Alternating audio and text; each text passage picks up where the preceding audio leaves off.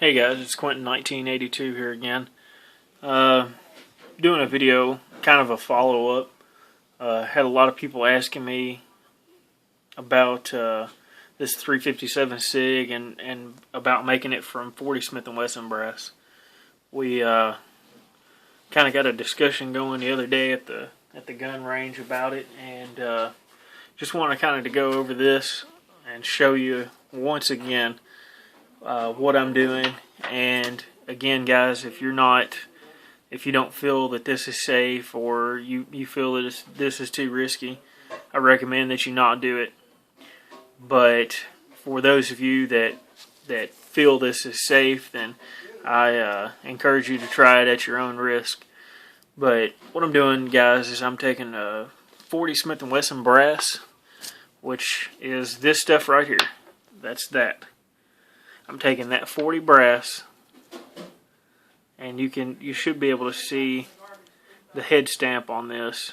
If I can get my camera to focus in, it says Hornady 40 Smith & Wesson. Piece of Hornady brass 40, and then I've got two more pieces. Let's see, one it looks like is a Spear, and then the other one is Winchester. So there's two more pieces. If I can get the good old camera to focus in on this. Come on.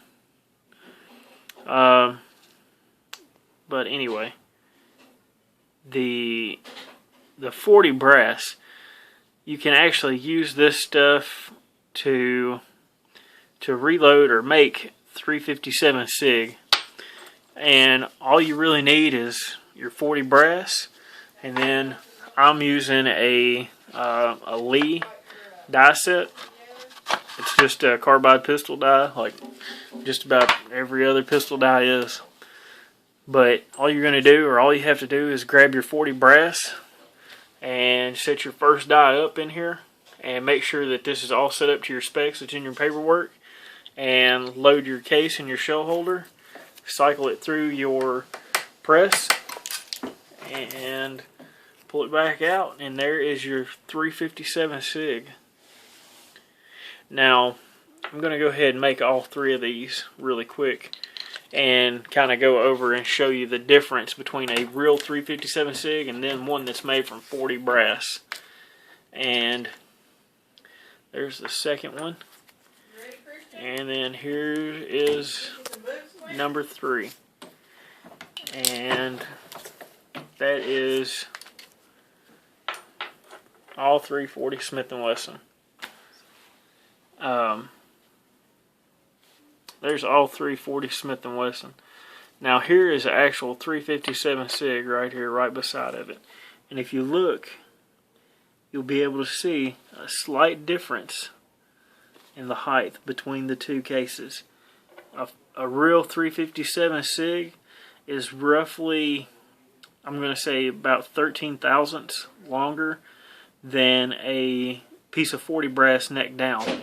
Now, when you're necking this stuff down, if you are intending to reuse this to reload with, just make sure you look at your cases and inspect them very, very well. You can tell this piece of brass right here, it actually had a fold over on the case, and every once in a while you will have to throw a piece of brass away. I hate to, but guys, it's always better to be safe than sorry. And just take your time reloading these. Don't get in an absolute rush doing this. And inspect your cases really well. Here's another case that I threw away, and it's going in my scrap pile just because of the heavy ding in the sidewall. Because this 357 SIG, it's pushing a lot of pressure out of that case, and I would hate for anything to happen to me or my gun. And like I said, guys, always safety first. Because you can replace that one piece of brass, but can you replace your gun or your hand? You can replace your gun a whole lot easier than you can your hand. So always just check that brass and inspect it on this stuff, and make sure that it is up 100% to your spec and not folded over just like that. just a crease as it was necking down. It creased the mouth of the case going in, and I've only ever had 2 do that, and both of them are right there. And those I would not shoot in my pistol. Those are going in my trash bucket, which is right here. Those are going in there. They are not going in my gun.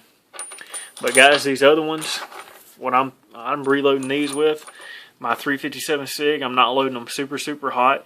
I'm loading them, I think like 1350 feet per second. And I'm using, Unique powder.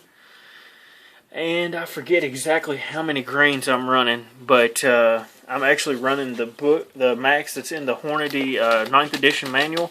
So that's actually what I'm running, is the max Unique charge, and it's not super hot. So you can go ahead and run those on through your gun. If you had something like a Glock or a M&P, I would say that these would run through there fine. But guys, always use your own discretion. If you don't feel safe or you don't feel comfortable doing it, don't do it.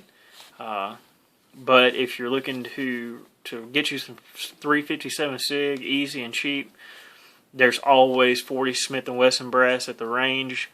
I pick up, usually at least 100 rounds every time I go.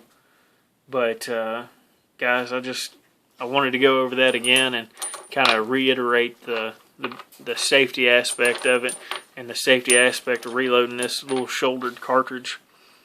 But guys, I hope you enjoyed the video, and if you have any questions or comments, just leave them down below, and hopefully I can get a video and show you exactly what I've got loaded and how they perform.